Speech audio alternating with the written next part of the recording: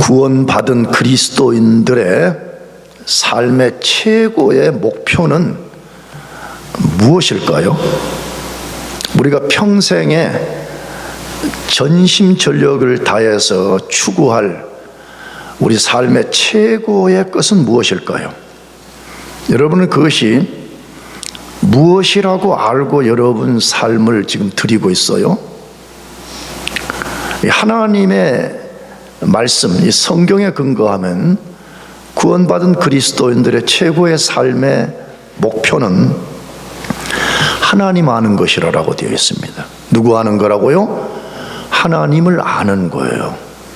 그리고 더불어서 오늘 본문에 근거하면 하나님과 하나님이 구원받은 우리를 위해서 예비해 두신 것들이 무엇인지를 계속 알아가는 것이라고 되어 있습니다.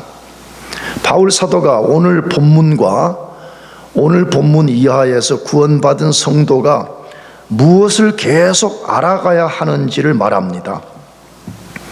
그건 다시 말하지만 신령한 지식, 신령한 지혜를 확대시켜 가라고 알려주고 있습니다.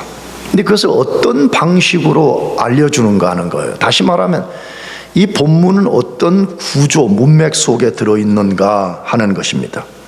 우리가 계속 반복해서 복습했듯이 먼저 에베소서 1장 3절에서 14절은 우리 구원을 위해서 삼위 하나님이 무슨 일 해주셨는가를 알려주는 말씀으로 되어 있습니다. 여러분 꼭 기억해야 됩니다. 제가 수십 번 강조했습니다. 여러분 우리 구원은 우리가 선택을 잘해서 받은 게 아닙니다. 삼위 하나님이 우리 구원을 위해서 어떤 일을 해주셨기 때문에 구원받은 것입니다. 그래서 우리 구원은 또 잃어버리지도 않게 되는 것입니다. 그러면 삼위 하나님 뭐 해주셨어요? 성부 하나님이 먼저 창세전에 우리를 구원하기로 예정해 주셨습니다. 매우 중요한 내용이죠. 하나님이 구원받도록 예정해 주지 않으셨다면 아무도 우리는 구원받을 수가 없는 것입니다. 아무도 예수 믿을 수가 없는 것입니다. 다시 여러분이 진짜 예수를 믿는다면 하나님이 여러분을 창세전에 예정해 주셨기 때문인 걸 믿으시기 바랍니다. 나아가서 성자 예수님은 성부가 예정한 사람을 속량, 그를 지혜서 구원해내기 위해서 실제적으로 죗값을 지불해 주셨습니다. 성령 하나님은 속량된 우리를 너는 이제 하나님의 것이야, 너는 하나님의 자녀야, 너는 구원받은 하나님의 백성이야 라는 것을 위해서 인을 쳐 주셨다고 말씀합니다. 그 후에 우리가 지난주에 다루었던 1장 15절에서 16절 상반절에서 삼위 하나님의 역사로 진짜 구원을 받은 사람은 구원받은 증거가 드러난다고 분명하게 말했습니다. 물론 다른 성경에는 구원받은 증거를 더 많이 말하지만 에베소서에서는 두 가지를 말했습니다. 첫째로는 예수 그리스도를 자신의 주로 믿는 믿음을 갖는다라고 되어 있습니다. 예수 그리스도를 주로 믿는 사람은 두 번째로 모든 성도를 사랑한다고 되어 있습니다. 누구를 사랑한다고요? 모든 성도. 지난주에 많이 강조했습니다. 교회 다니면서 자기 좋아하는 사람, 자기 마음에 드는 사람, 그렇지 않은 사람들은 매일 비판하고 미워하고 그런 게 아니라 모든 성도, 우리 교회 성도는 말할 것도 없고 우리 교회 성도가 아닌 저 제3세계에 사는 성도들까지를 사랑하는 특성을 드러낸다라고 말하고 있습니다. 그런 후에 사도는 오늘 본문에서 그리스도인이 거듭나고 회심하고 구원을 받으면 그것이 끝이 아니라고 말합니다. 더 이상 힘쓰고 애쓸 일이 전혀 없다 그렇게 말하지 않습니다. 오히려 거듭나고 회심하고 구원받으면 그것이 진짜 시작이라고 말하는 것입니다. 하나님의 관점에서는 구원받지 않은 인생은 어떻게 보면 그 인생 헛되게 산다는 거예요. 진짜 구원을 받은 그 순간부터 이제 그 사람이 진짜 삶을 위해서 시작하는 삶을 사는 것이라고 말하고 있습니다. 바울 사도는 구원받은 그리스도인은 구원받은 것으로 만족하고 거기에 머물러 있으면 안 된다고 말합니다. 어떤 사람들은 너무 그렇게 말하는 사람들이 있어요. 내가 뭘 더 구할 것이 뭐 있냐는 게 가만히 있으면 못 된다는 거예요. 근데 진짜 믿음이 좋아서 그렇게 말하는 건지 아니면 복음을 몰라서 그래. 내가 볼 때 복음을 몰라서 그러는 거예요. 바울 사도는 구원받은 것으로 만족하고 나는 그냥 천국만 가면 돼. 그건 그리스도인의 삶이 아니라는 거예요. 전심을 다해 우리가 반드시 추구해야 될 것이 있다고 말합니다. 그것을 오늘 본문 앞절 16절에서 19절 전체를 보면 바울 사도가 에베소 교회 교인들을 위해서 먼저 내가 너희들 위해서 계속 기도하고 있다라는 것을 통해서 그리스도인들이 끊임없이 추구해야 될 것이 무엇인지를 알려줍니다. 근데 그것을 알기를 원한다라는 말을 2번 반복하는 것을 통해서 알려줍니다. 그래서 17절 19절에 너희로 알기를 원한다, 알기를 원하는 것이 있다라고 말한 후에 그 알기를 원한다는 두 말씀에 무엇을 알아야 될 것인지 4가지 내용, 4가지 영역을 알려줍니다. 그 4가지는 첫째, 하나님 아는 지식을 가지라는 거예요. 두 번째로는 너희를 구원으로 부르신 부름의 소망이 무엇인지를 알라는 거예요. 세 번째로는 기업의 영광의 풍성함이 무엇인지를 알라는 거예요. 다시 말하면 이 땅이 아니라 앞으로 너희가 받을 이너리턴스, 새하늘과 새 땅에서 받을 기업이 무엇인지를 알라는 거예요. 나가서 구원받은 성도들은 그리스도 예수 안에서 받은 이 파워풀한 능력이 무엇인가를 분명히 알아야 된다, 그렇게 말하고 있습니다. 자, 우리 자신과 또 우리 주변에 많은 사람들을 보면서 우리 이 질문을 던져봅시다. 왜 그리스도인들 중에서 예수님을 믿는 시간이 길어질수록 바울처럼 살지 못하냐는 거예요. 이 바울처럼이라는 말의 대표적인 것은 바울은 이렇게 고백했습니다. 자기 죽음이 임박해 왔을 때 내 겉사람, 못 말하죠. 내 겉사람은 후패, 낡아지나 내 속사람, 내 영혼은 날로 새롭도다라고 고백을 했습니다.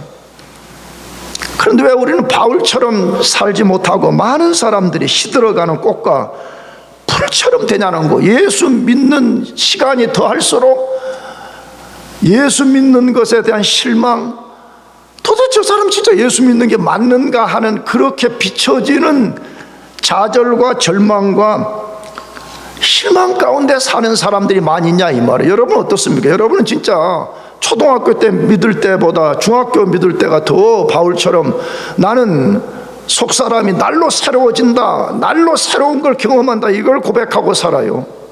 아니, 초등학교 비교하지 말고 여러분 지난주보다 이번 주가 영적으로 더 그로스하고, 비록 내 삶은 어렵고 나를 둘러친 환경은 어렵지만 그러나 나는 내 속에 그리스도 때문에 일어나는 그 말로 다할 수 없는 기쁨이 샘물처럼 솟아나는가, 거룩한 소망이 더 넘쳐나는가. 비록 내 육체는 후패하지만 나 영적으로는 더 하나님께 가까이 나아가고 있는가를 점검해 보시기 바랍니다. 그럼 왜 예수를 믿는 시간이 많아지면 더 영적으로 성장해야 되는데 시들어버린 꽃과 풀처럼 되는 거예요? 무엇 때문에 그러는 거예요? 많은 이유들이 있겠죠. 그러나 항상 많은 이유들 중에서 가장 중요한 핵심적 이유라는 게 있습니다.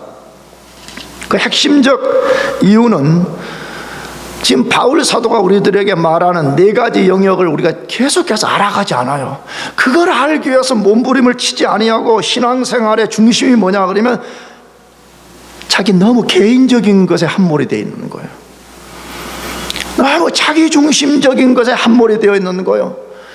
좀 확대하면 이 세상 땅의 것에만 너무 집착해 있기 때문에 그런 사람들은 신앙생활을 하면 할수록 더 실망하고 시들어가는 꽃과 풀처럼 되는 거. 왜 그래요? 우리가 알지만 우리 자신에게 함몰이 되면 하나님이 함몰된 우리 문제를 100% 다 만족시켜주지 않습니다. 하나님 그렇게 하지 않아요. 왜? 우리의 욕심과 죄성 때문에 하나님 그렇게 하시지 않아요. 근데 만약에 그게 채워지지 않으면 우리는 뭐죠? 하나님 믿어봤자 별로 도움이 안 된다는 거예요. 교회 열심히 해봤자 그게 뭐 무슨 소용이 있냐, 이런 식으로 낙심자절 실망하게 된다는 거예요. 그러므로 바울 사도가 이따가도 다루겠지만 자기가 그토록 사랑하는 에베소 교회 성도들을 위해서 중보기도하는 내용이 뭔가를 잘 보라는 거예요. 그들의 개인을 위해서 무언가를 기도하지 않습니다. 다시 말하면 그들이 진짜 필요로 하는 육체적인 어떤 것들, 그들이 늘 관심 갖고 있는 자기 중심적인 것, 땅에 있는 것, 그것 위해서 바울이 기도하고 있지 않은 것입니다. 그러나 우리가 만일에 바울 사도가 소개하는 네 가지 영역을 계속해서 알아간다면 절대로 시들은 꽃과 풀처럼 살 수가 없습니다. 그건 불가능한 거예요. 사실은 그렇게 사는 것 자체가. 나는 성경이 그렇게 말하니까 믿기도 하지만 나 자신의 경험에 의해서도 그렇게 살 수가 없는 거예요, 자체가. 그렇다면 오늘은 그 네 가지 지식들 중에서 첫 번째인 하나님을 아는 지식을 우리가 같이 성경을 통해서 공부해 보려고 합니다. 다시 우리가 17절을 한번 더 읽어봤으면 좋겠어요. 17절, 우리 주 예수 그리스도의 하나님 영광의 아버지께서 지혜와 계시의 영을 너희에게 주사 하나님을 알게 하시고 라고 말합니다. 굉장히 중요한 말씀이죠. 제가 볼 때는 가장 중요한 말씀 중에 하나가 아닌가 하는 생각이 들어요. 다시 말하면 왜 우리 기도가 그토록 빈약한가? 왜 우리는 기도하면 별로 할 말이 없는가? 왜 우리는 계속해서 자기 중심적인 것밖에 기도하지 못하는가를 깨뜨리는 아주 중요한 원리가 이 말씀 속에 들어있는 것입니다. 바울 사도가 그리스도인 우리는 무엇을 알아야 되고 무엇을 아는 일에 전심을 다해야 되는가를 알려주는 말씀인 거죠. 그렇다면 하나님 아는 지식을 위해서 오늘 우리가 두 가지 질문을 던져보려고 그러는데, 먼저 첫 번째로 왜 우리가 하나님 아는 지식을 계속 추구해야 됩니까? 더 정확하게는 하나님에 대하여, 하나님에 관하여 아는 것이 아니라 하나님 그분을 아는데 전심전력해야 되냐는 거예요. 이 차이를 알겠죠? 내가 자주 말했어요. 교회 다니는 사람들 중에서 교회 생활을 아는 것이 하나님을 아는 거라고 착각하는 사람들이 많아요. 그렇지 않습니다. 지금 성경이 말하는 것은 하나님에 관하여 대하여 알라고 말하잖아요. 하나님 그분이 어떤 분인지를 우리가 알아가야 된다는 거예요. 그럼 왜 우리가 하나님 그분을 아는 지식을 계속 추구해야 됩니까? 네 가지만 소개하라. 네 가지만. 너무 많아요. 물론 가장 중요한 것이 있고 그 다음에 그 세컨다리 중요한 것이 있지만 네 가지를 소개하려고 그러는데, 첫째로는 하나님 아는 지식이 모든 지식을 압도하는 최고의 지식이기 때문에 그렇습니다. 하나님 아는 지식은 인간과 모든 세계 모든 지식을 압도하는 절대적 지식, 최고의 지식이기 때문이라 그 말이에요. 모든 사람은 예나 지금이나 아담 때부터, 아담이 타락하기 전부터도 인간은 본능적으로 지식을 추구하는 성향을 갖고 있습니다. 그래서 아담과 하와가 선악과를 보니까 굉장히 이게 보암직, 먹음직하고 탐스럽기도 한지라면서 내가 이걸 따먹으면 하나님과 같은 지식을 가질 거라는 생각 때문에 그걸 따먹은 거예요. 근데 그 타락성이 확 들어온 이후부터 인간은 끊임없는 무엇인가 지식을 추구하려고 그래요. 그래서 지식을 많이 추구하면 내가 거의 신과 같은 존재일 거라는 착각에 빠지는 거거든요. 그래서 모든 인간은 지식을 추구하게 되어 있습니다. 여러분이 학교 와서 공부하는 것도 어떤 면에서 지식을 추구하기 위해서 오신 거예요. 그렇잖아요. 아니 고등학교만 나와도 돼요. 어떻게 보면 그렇잖아요.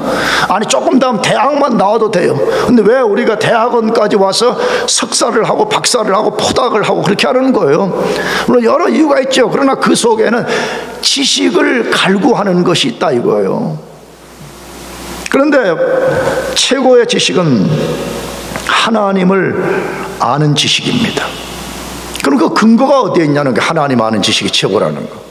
많이 있지만 대표적으로 빌립보서 3장 7절 9절 말씀인데, 그러나 무엇이든지 내게 유익하던 것을 내가 그리스도를 위하여 다 해로 여길 뿐더러 또한 모든 것을 해로 여김은 내 주 그리스도 예수를 아는 지식이 가장 고상함을 인함이라. 내가 그를 위하여 모든 것을 잃어버리고 배설물로 여기면 그리스도를 얻고 그 안에서 발견되려 함이니 내가 가진 의는 율법에서 난 것이 아니요 오직 그리스도를 믿음으로 말미암은 것이니 곧 믿음으로 하나님께로서 난 의라. 바울 사도의 위대한 고백이죠. 이것이 이 바울 사도는 자기가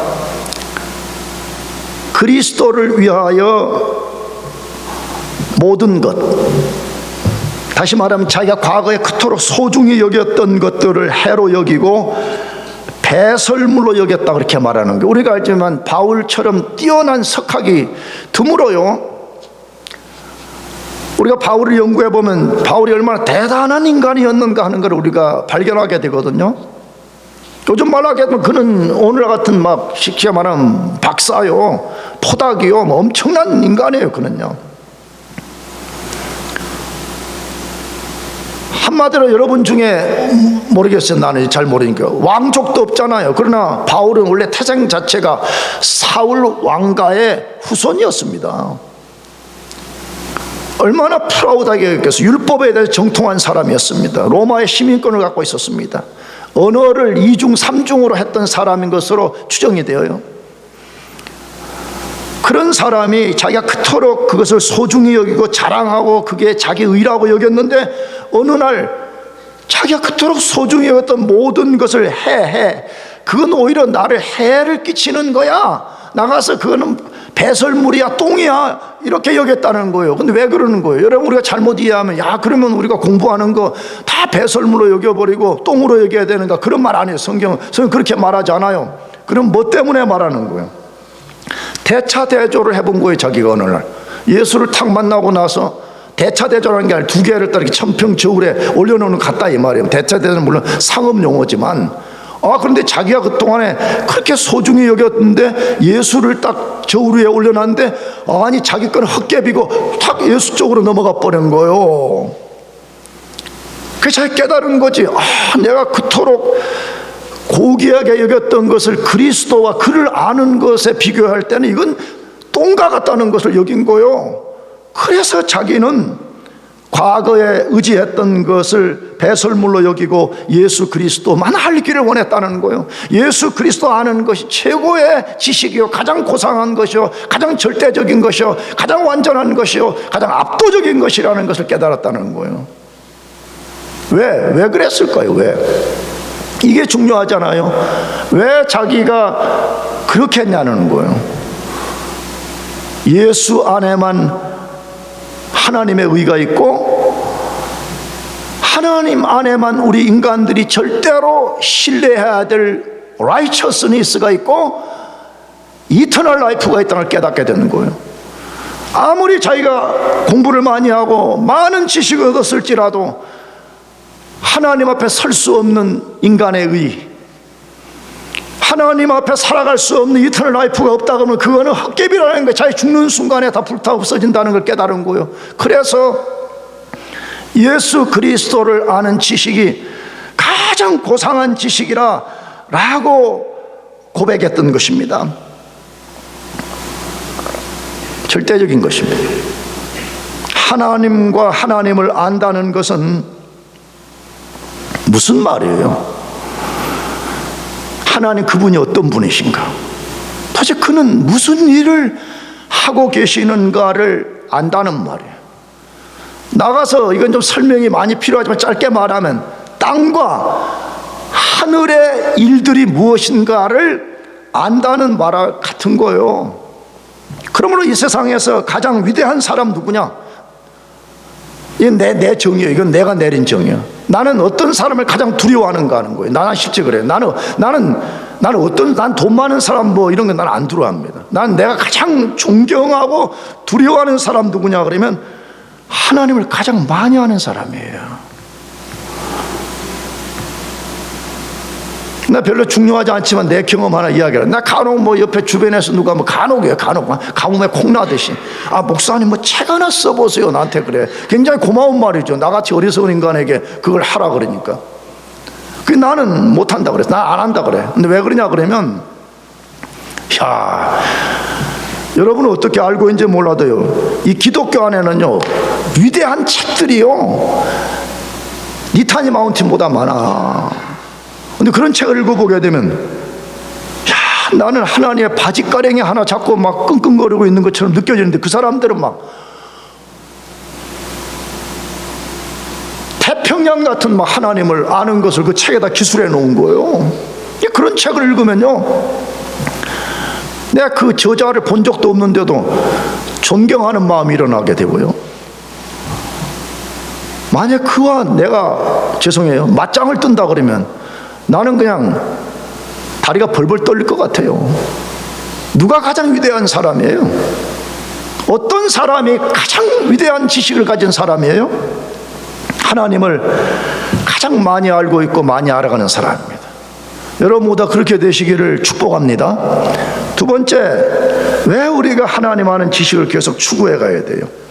영생을 얻고 그것을 지금 여기서부터 누릴 수 있기 때문에 그렇습니다. 굉장히 중요한 말이에요.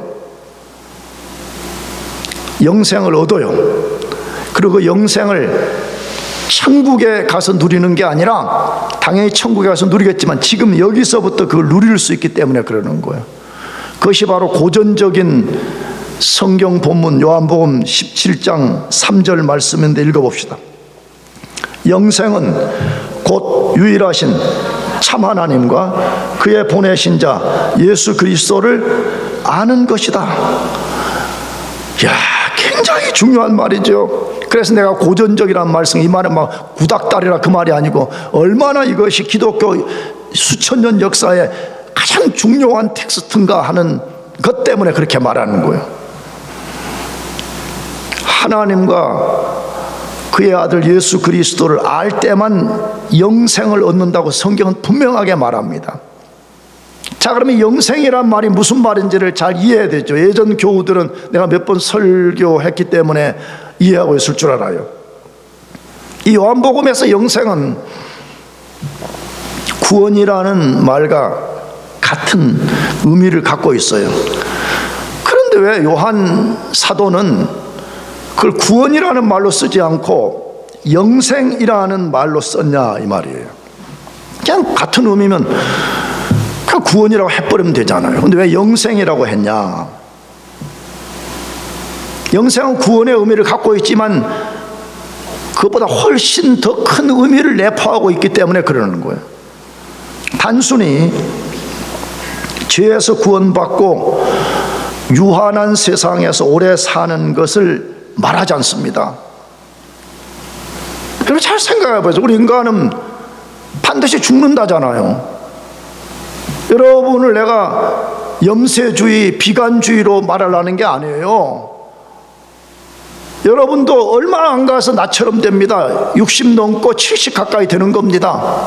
그리고 반드시 우리는 언젠가 필연적으로 그리스도가 오시기 전에 죽게 되는 것입니다.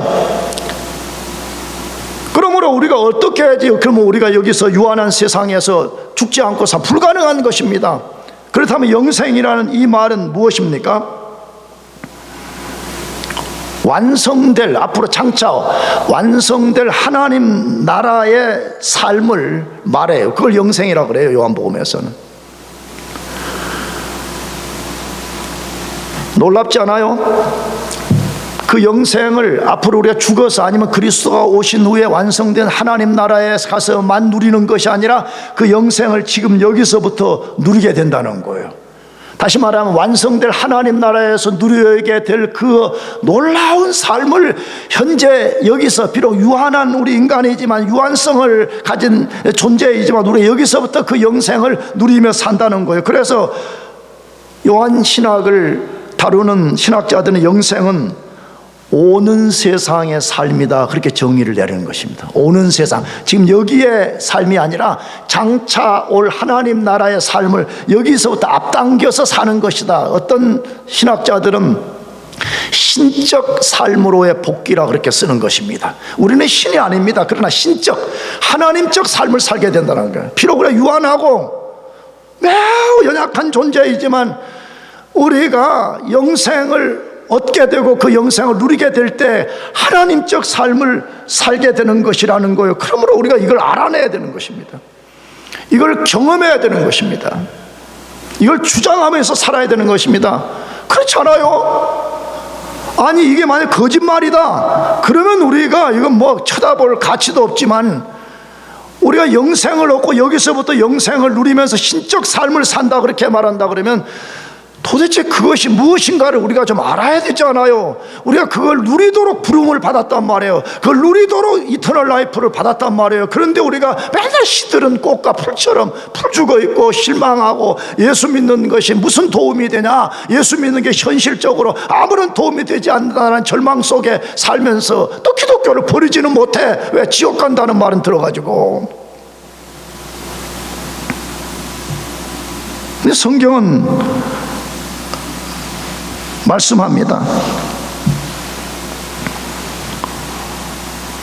우리가 하나님을 계속 알아가는 것이 영생의 삶을 풍요롭게 더 확대시키고 더 그것을 누리며 사는 것이라고 말해. 그래서 오늘 바울 사도가 우리에게 딴 거 기도하지 않아요. 우리 개인의 필요성,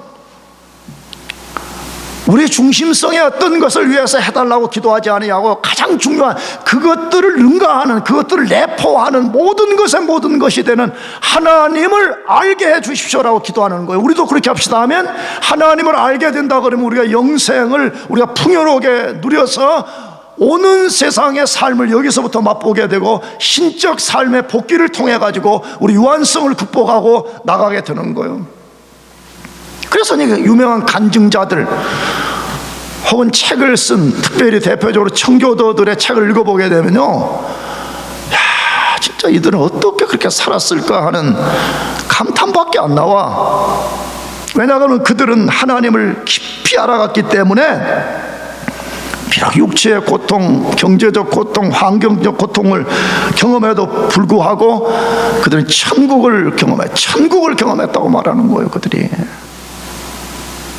그렇다면 우리 모두를 위해서 주어진 약속인데 우리도 그걸 누릴 수 있다는 거예요. 믿읍시다. 아멘? 아멘? 그거는 나이 많은 그리스도인에게만 준 게 아니에요. 목사에게만 준 게 아니에요. 우리 모든 그리스도인들에게 그걸 줬다 이 말이에요. 그러니까 대학부 여러분들, 목사님 무의식 중에 난 아직 어려요, 난 아직 남자친구도 없어요, 여자친구도 없어요, 난 나중에 할 거예요. 여러분, 그런 썩어 빠진 정신을 가지면 안 됩니다.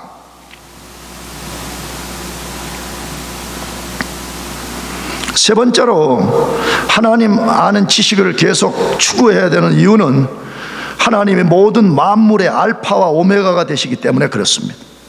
여러분, 알파와 오메가라는 표현을 많이 써요. 계시록에 보면 예수님도 자기 자신을 알파 오메가라고 말하고, 성부 하나님도 알파 오메가라고 말해. 그 헬라어 알파 A부터 시작해서 오메가 Z 이것까지를 다룬 거거든요. 다시 말하면 시작과 진행과 끝 모든 것을 하나님이 주관하신다는 거예요.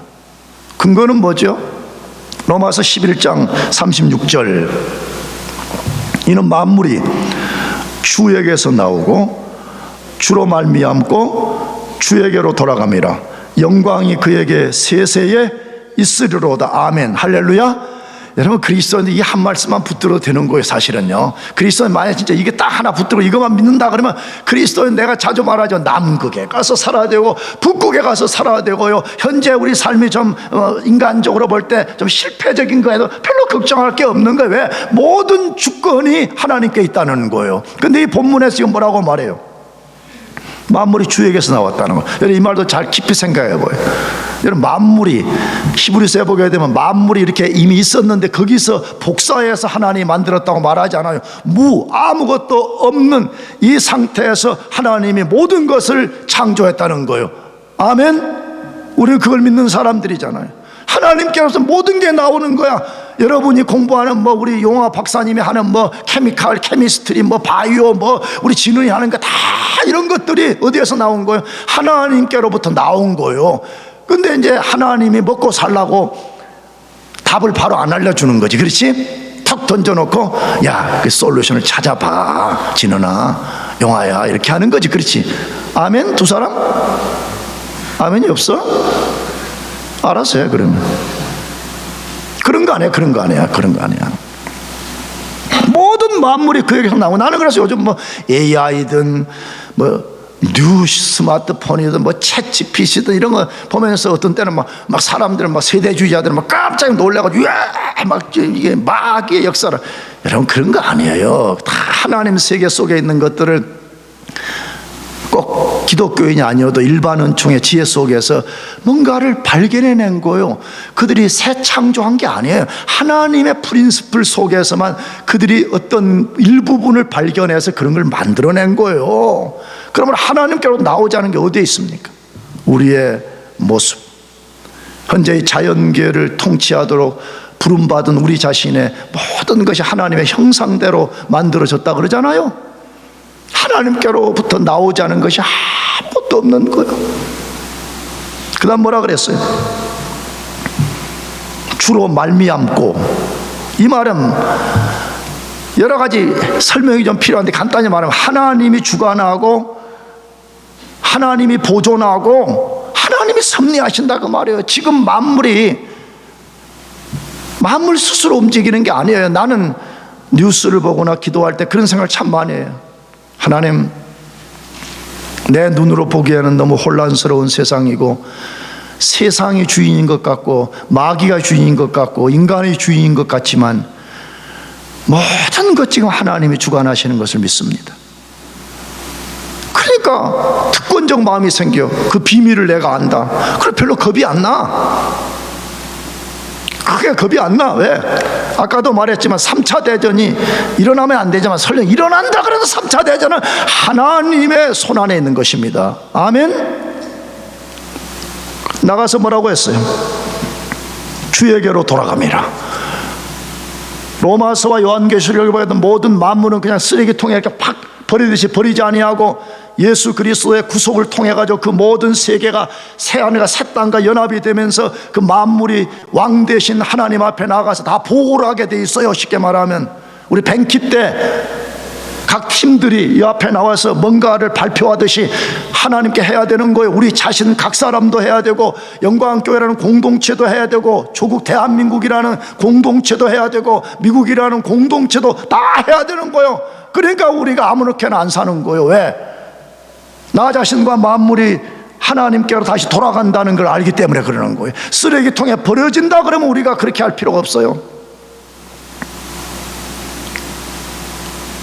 하나님 그분이 도대체 어떤 분이시길래 만물을 존재케 하시고 만물을 보존시키시고 언젠가는 만물을 심판하시고 그 만물을 통해 영광을 받으신다. 여러분, 그러므로 우리가 그분을 알아야 되지 않겠어요? 그분을 아는 것에 신명을 바쳐야 되지 않겠어요? 그분 아는 걸 즐거움으로 삼아야 되지 않겠어요? 그분 아는 지식이 모든 지식을 절대적으로 압도한다는 것을 우리가 믿고 떨지 말고 쫄지 말고 그분만 알아가야 되지 않겠어요? 네 번째로는 왜 우리가 그 하나님을 계속 알아가야 돼요? 하나님을 의지하여 살게 만들어주기 때문에 그렇습니다. 하나님을 아는 사람은 필연적으로 하나님만 의지하는 삶을 살 수 있게 만들어준다는 거예요. 그것이 시편 9편 10절인데 읽어봅시다.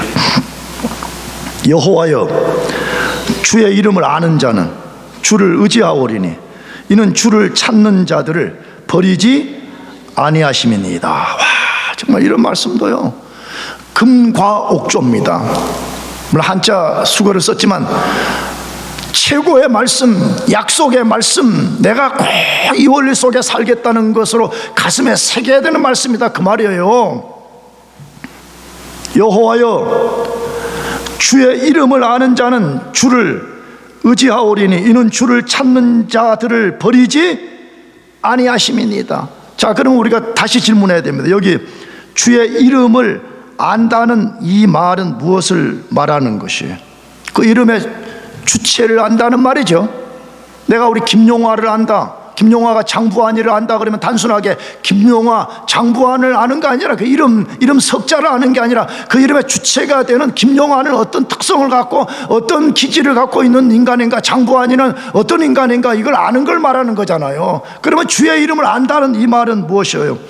하나님, 그분, 다시 말하면 그분이 어떤 신적 속성을 갖고 있는지를 내가 경험적으로 안다, 체험적으로 안다, 이 말이에요. 그래서 아까도 앞에서 말씀드렸지만 하나님에 관하여 아는 사람은 능력이 없습니다. 그러나 하나님 그분이 어떤 분인지를 진짜 깊이 아는 사람은요, 반드시 필연적인 특성이 드러나게 있는데 그것은 그 이름을 가지신 그 하나님을 의지하게 된다는 거예요. 하나님이 어떤 속성을 갖고 있냐? 그분은 문자 그대로 영광의 하나님이요, 그분은 영원하신 분이시오, 그분은 전능하신 분이시오, 그분은 전지하신 분이요, 그분은 불가사의한 분이요, 그분은 능치 못하심이 없는 분이요, 그분은 우리가 절대 두려움 속에 섬겨야 될 유일한 대상이요, 그분은 우리에게 큰 자비와 사랑을 베풀어 주시는 사랑의 하나님이라는 것을 알기 때문에 그분을 의지하여 사는 거예요. 얼마나 복된지 알 수가 없죠. 여러분과 제가 단 한순간에 착각하면 안 됩니다. 그래도 내가 예수를 믿게 된 것은 내가 뭔가 좀 괜찮은 게 있으니까 하나님이 그 괜찮음을 이용해 가지고 하나님이 영광을 잡수시려고 나를 구원했나, 천만의 말씀인 것입니다. 성경은 말하고 있습니다. 우리는 허물과 죄로 죽었으며 우리는 철저한 죄인이요, 성경의 용어를 사용한 벌레 같은 존재라고 말하고 있습니다. 사실 우리 자신의 것을 가지고는 하나님 앞에 한 발자국도 나갈 수가 없습니다. 그런 사람은 세상에 단 한 명도 존재하지 않습니다. 내가 지난주에 말씀드렸잖아요. 예수님을 자신의 주로 인격적으로 믿는다는 말의 부정형은 하나님, 나는 완전히 죄인이요, 이사야 용어를 하게 되면 나의 의는 더러운 걸레와 같습니다, 이것을 고백하면서 나는 내 것을 의지할 것이 아무것도 없습니다. 나는 오직 예수님만 의지합니다. 나는 예수의 보혈만 의지합니다. 나는 예수님이 십자가에서 행해 주신 그 공로만을 의지합니다.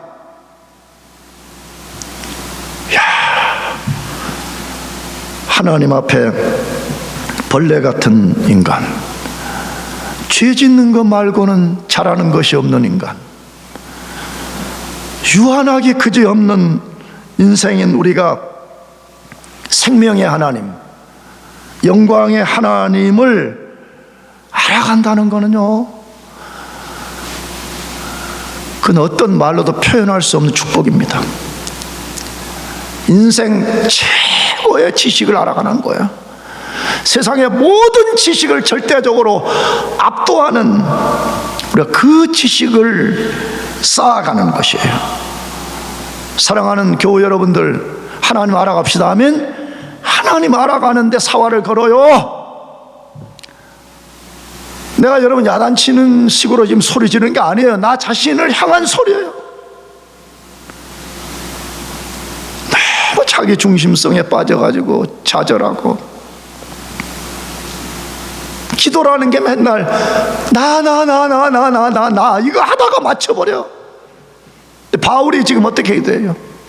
내가 너희를 위해서 계속 기도하노라. 너희가 주 예수 그리스도의 아버지 곧 영광의 하나님을 알기를 원한다라고 말하고 있잖아요. 여러분이 알고 있는 하나님이 어떤 하나님이에요? 여러분 진짜 그 하나님에 관하여 아는 것을 말하지 말고 진짜 여러분이 그 하나님을 체험적으로 알고 있습니까? 경험적으로 알고 있습니까? 온전하게 알고 있습니까? 여러분 우리가 거기에 사활을 겁시다. 진짜 하나님을 깊이 체험하고요, 그 하나님을 직관적으로 알고요, 글로 써보라고 하면 나 쓸 수 없지만 내 영혼에 나는 알아. 나는 그 하나님을 만났어. 나는 그 하나님을 경험했어. 내가 만난 그 하나님은 어떤 하나님이야. 이걸 우리가 느끼고 어눌하지만 증거할 수 있을 때까지 그 하나님을 알아갑시다. 그렇다면 우리의 삶이 얼마나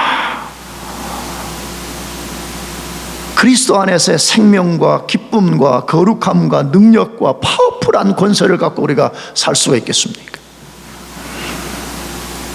여러분 모두가 그 하나님을 알기를 예수 그리스도의 이름으로 축복합니다. 기도하겠습니다.